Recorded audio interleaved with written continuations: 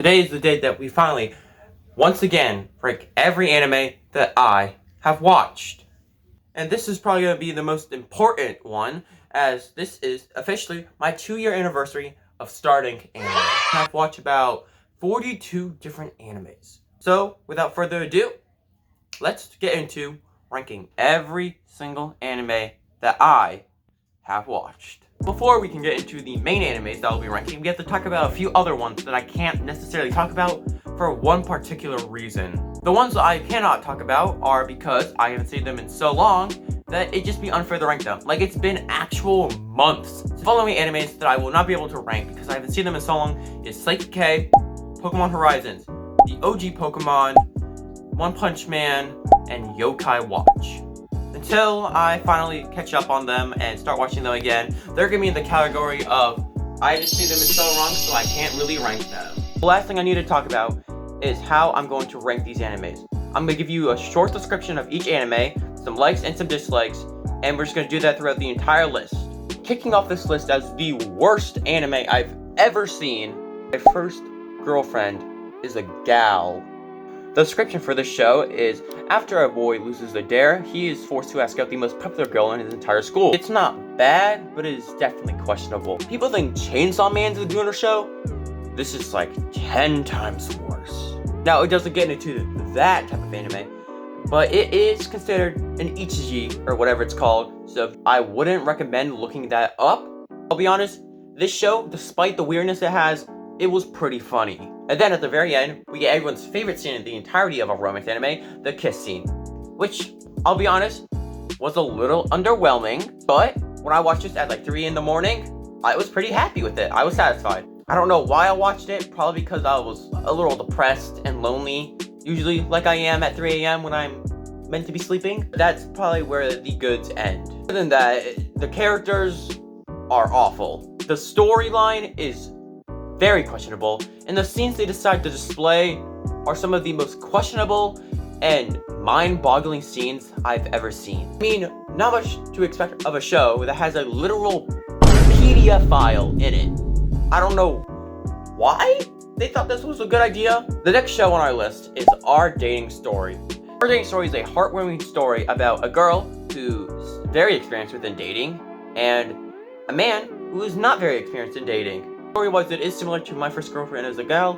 The characters are way better, and I feel like all the emotional scenes that were meant to hit you did it a lot better. Some bads about it is there's no dub, which is fine. I prefer dub.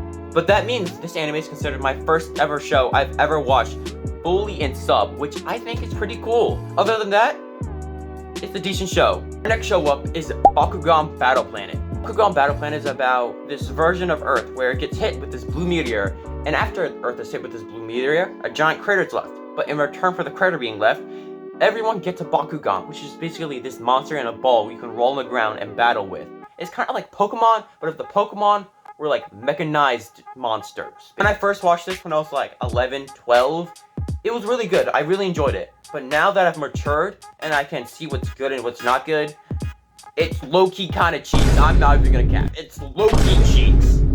Like, some of the decisions made in the show, like, why? Like, Dan's Bakugan is named Drago, and Drago is a dragon, meaning he can fly. And there were so many scenarios where Drago could have picked up Dan and the gang and just flown away. But they decided to stay and get their butts whooped. Like, you were facing a literal threat that could kill you, and you decide to stay and battle it. I remember that one scene. In the underground maze, they found this life force that was so strong, and yet he still decided to fight it. It literally almost corrupted Drago. And, like, what are we doing? You should have flown away the second you saw that thing. Speaking of the underground maze, this is one of 2 arcs that made me mad with pacing. I don't care about pacing at all. I'm the last person to care about pacing. But this and one other arc made me so mad with how long they are. Like, I've seen the entirety of One Piece, and that's coming up much later. But not once have I seen a show drag on this long. I don't know why they decided to stick us in this underground maze for so long. Other than the underground arc, everything else was kind of mid. Characters, okay, I guess. Story, whatever. It's a concept of Bakugan, I low-key kind of vibe with it, I'm not even gonna lie. Now, for a show that's kind of like Bakugan, not much, but kind of like Bakugan, we got Beyblade Burst Turbo. And again, when I watched this when I was like 11, 13, loved it. Now looking back on it, low-key not that good. It's not cheeks like Bakugan, but it's still decent. Beyblade Burst Turbo is about this boy named Agar. He meets Volt, the previous main character of many Beyblade series, and Volt is here to get his Beyblade repaired at Agar's dad's shop. He sees all of this stuff happening and decides, I want to become a blader. So he does. And what embarks is him trying to become the #1 blader. And this is probably my favorite out of the Beyblade series, because I think this is the only one I remember seeing. I remember bits and pieces of other series I've seen. Like I remember there's this one where there's like these twins with teal and pink hair. And there's this one kid with a lollipop in his mouth. Then there's this other series where they're on like this boat and they travel around the world to compete in like blader battles. Starting off with the good of Beyblade, we have the openings. Every Beyblade opening I've heard has been fire. I don't know why they gave all these good openings to Beyblade, but they're so good. Another good thing about Beyblade is just the concept in general. I love Beyblade as a concept. Probably one of my favorite things I was ever into. And number 3, the iconic catchphrase, let it rip. Every time I hear the catchphrase, let it rip, I think back to when I was really into Beyblade and just how good my life was. Other than that, I don't remember much about Beyblade, other than the 3 types being stamina, attack, and defense. I don't remember anything else. Coming back from those 2 childhood battle shonens or whatever, we have another okay romance anime. Shikimori Ain't Just a Cutie. Usually, with crappy romance animes, it's the loser boy gets together with the popular girl. They switch roles because the main character, instead of being a loser bum, is the popular girl. So the popular girl decides that she wants to get with the loser. I'm not saying that Izumi is a loser. He's just like very, very, very clumsy. Like first episode, this kid almost gets murked 3 different times. Also the fact that there are multiple good characters in the show, unlike the other 2. Yeah, our dating story had a few good characters, but not that many. Shikimori Ain't Just a Cutie has a bunch of good characters that you can vibe with. Because I know there's this one girl who's like short, has blonde hair, orange eyes. Best character, by the way. She is the funniest character in the entire show. And if I could make a top 10 of underrated characters, I'd put her in there. Also, fun little fact that there's a character that looks just like Bakugo and is voice acted by the same exact person that did the English dubbed version of Bakugo. I mean, shippers are gonna love this show because there's actually a side plot where Shikimori thinks that Izumi's best friend is going to take him away from her. Another good character is Kamiya. I don't think she plays that much of a role. Like, yeah, I guess, like, she's a candidate for Izumi, but not really, because it's already set in stone that Shikimori is the only candidate. The worst thing about this show probably is the love triangle they try to get us into with Kamiya, Shikimori, and Izumi. It's weird because I don't like love triangles at all. Like, I'm a big Lego Ninjago fan, and that love triangle they had us in with Nia, Jay, and Cole had me so infuriated. I actually thought about dropping the show. Thankfully, I didn't. The thing about the show I need to talk about in general is the studio that does it also does Oshinoko, which I find really cool. Sadly, there's not a season 2, so I'm just gonna sit here depressed and lonely. This is the first show I understood the curse of peak romance anime with no season 2. No, everyone's gonna hate me for this. Now, I need y'all to relax before you come to my house with torches and pitchforks, because our next show is Naruto Shippuden. Now wait, okay, understand. Naruto Shippuden is meant to be this really, really good show that everyone loves. And I know I put it really low on my last list too. But I started Naruto Shippuden, and I'm already 3 arcs deep. I finished the Kazekage Retrieval arc, I finished the Tension Bridge arc, and I'm currently watching Hidan and Kakuzu.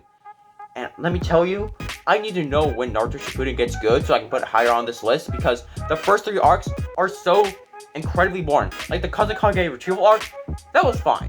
But the Tension Bridge arc? What genuinely happened in that arc? The only thing I remember is Naruto almost killing everyone. Now, I've just been, crapping on Naruto Shippuden this entire time. So let me give you one good thing about Naruto Shippuden. I don't know, it has Naruto. Like, I generally can't think of anything I like about this. The only reason it's above Shikimori Ain't Just a Cutie, because I was originally planning on putting it above. The only reason I put Naruto Shippuden above Shikimori is because I didn't want to get barbecued alive. Please, I'm begging anyone, tell me when Naruto Shippuden gets good. I desperately need to know, like, right now. Another show I put above Shikimori Ain't Just a Cutie, because I know you guys would fry me, is Solo Leveling. And I'm gonna be honest, Solo Leveling is fine.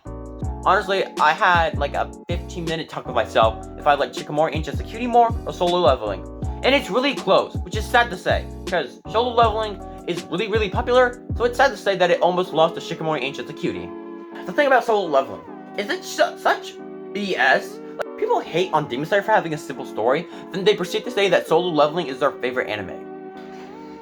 Let me just tell you the summary of Solo Leveling. It's about this dude. He goes on a dungeon raid. He's the weakest hunter in existence. They go into this dungeon. Plot twist, the dungeon had 2 dungeons in it. And what happens is everyone gets basically slaughtered. Everyone gets slaughtered. Jinwoo sacrifices himself for the other survivors to escape. And he's granted the system, which is just one way to make your character insanely overpowered. He struggles with his first 3 fights with the system, but after that, it's just a bunch of BS with the way he wins. For one example, Biru, the ant. When did he just randomly get a bunch of upgrades for no reason? Okay, I can understand the poison immunity. He got that when he was drinking beer. Yeah, I just randomly have all these other upgrades, and I'm gonna get more upgrades randomly because why not? And then Baron, which is actually even more BS than the Biru fight, because what do you mean you have extra skill points you didn't spend just so you can spend them right now to rip someone's arms off and bash their head in? You just all of a sudden lock in because the elf huz was watching? Thing I have a problem with. Like, I get it, it's called Solo Leveling, so it's only gonna focus on Jinwoo. Can we please get screen time and like development for other characters? Overall, I'm just like tired of all the hype. I think it's one of the most overrated shows ever. It's not a bad show, but definitely overrated. Alright, so that Solo Leveling segment was pretty long, so I'll end it there. And now I'll get into the actual, like, good shows. Every show from here on out is an 8 out of 10 or better. Kicking off this long segment of 8 out of 10 shows, we have Call of the Night. I love Call of the Night. Call of the Night is about this boy who sneaks out of his house because he just wants a long time. He meets this vampire, and the vampire tells him that he can be a vampire all he wants and live the freest life he can if he falls in love with a vampire. So his goal is to fall in love with this vampire, which I find to be an interesting twist on romance. The good things about Call of the Night, because there are no bad things, the openings. Both openings are so incredibly good. I love them! The characters, all of them can be your favorite. Like, there's not one character that is, like, definitively hated within the Call of the Night community, if there even is one. And the last thing I really like about Call of the Night is the art style. The art style is so, like, different from anything else. Like, so much more, like, cartoonish, but serious at the same time. Like, here, I'll put a picture up of one of the scenes from Call of the Night. Like, look at that art style. Next up, we got Tokyo Ghoul. Only the first season, because I've been scared to watch the rest. Now, like, I would watch the other seasons if I wasn't terrified because of all the people saying, oh, all the other seasons are gonna make you regret watching Tokyo Ghoul. For those that don't know, Tokyo Ghoul is a dark fantasy anime about a college student who goes to a coffee shop, finds this girl he likes, they go on a date. The girl ends up being a ghoul. They get into an accident.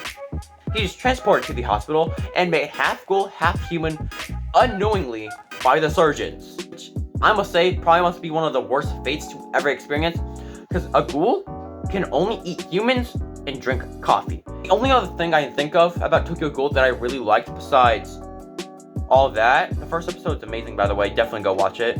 But another thing I really like about Tokyo Ghoul is the power system. I don't think people say this enough. Their power system of like the flesh, blood thing's really cool. I don't know what it is, but I love it so much. It's so unique. And other than that, Tokyo Ghoul, really solid, and I'm praying that people are lying about the other seasons and that they're not that bad. Next up, we have a movie. Yeah, our first anime movie on this entire list, being Your Name. For those that don't know what it is about these 2 teenagers, one being a boy, one being a girl. And occasionally, they swap bodies. They gotta go to school as this other person, pretending to be this other person, and then the next night they switch, and they gotta figure out why this is. And over time, you will find crazy plot twists, Like, for those that know what happens when the boy, tries to find something and he finds it, biggest plot twist of the entire movie and like top 10 plot twist of all animes I've seen. Your Name also does a few other things well, but besides the first 10 minutes.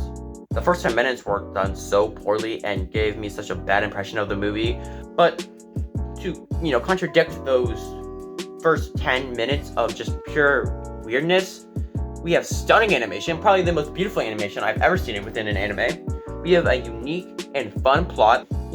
Speaking of anime movies with stunning animation and a cool, crazy plot, we got Suzume. For those that have seen Suzume, you can agree with me. This is one of the best anime movies ever. Suzume, basically, for those that don't know, is a magical adventure that follows a young girl.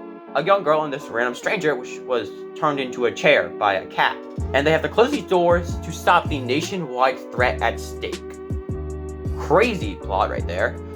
It's just Your Name with no weirdness, which I really love.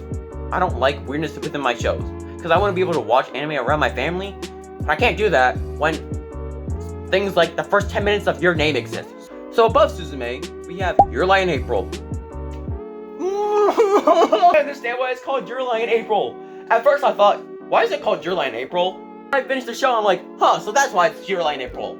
I'm gonna go cry in my closet now because what did I just watch? For those that want to know what Your Lie in April is about, because they're considering watching it, it's about this boy who's considered to be a metronome at the piano. Like, he can play piano so well, he's considered to be a metronome. And after the death of his mother, he takes a giant hiatus on his music career. Here within his music hiatus, he meets this girl, Kaori, and she plays the violin. After that, it just keeps going downhill. You think it's going uphill? No, it's leading you uphill so it can lead you downhill drastically. So for those that have watched the show, I want you to affirm my reaction to this, because there's this one scene. I'm not gonna say who or what they are, because that's a spoiler, and I don't want people to be spoiled on this scene because it's that good. But two people go visit someone in the hospital, and within the hospital, this person goes into like shock or something and goes unconscious.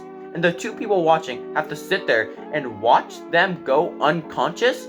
When I first watched that scene, my brain was in shock, and I just sat there like, this might be one of the greatest romance animes I've ever seen. Just thinking about the scene in my head is giving me like some form of PTSD.